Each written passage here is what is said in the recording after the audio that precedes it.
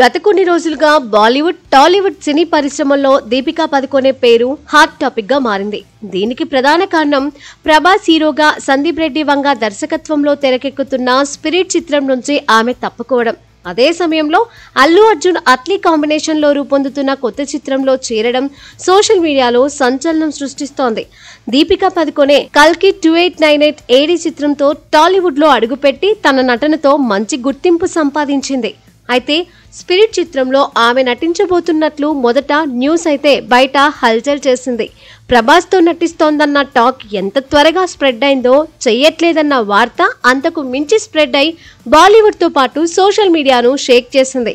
అయితే దీపిక తప్పుకోవడానికి ప్రధాన కారణాలుగా budget, creative differences, రోజుకు 8 గంటల పని షెడ్యూల్ పై అభ్యంతరాలు చెబుతున్నారు.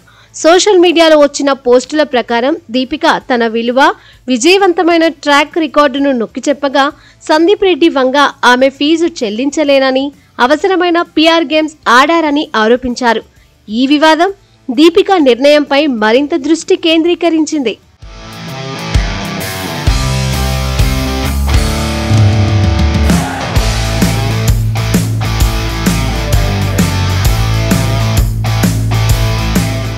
ఇదే సమయంలో అల్లు అర్జున్ హీరోగా, దర్శకుడు అట్లీ రూపొందిస్తున్న చిత్రంలో దీపిక చేరినట్లు వార్తలు వచ్చాయి.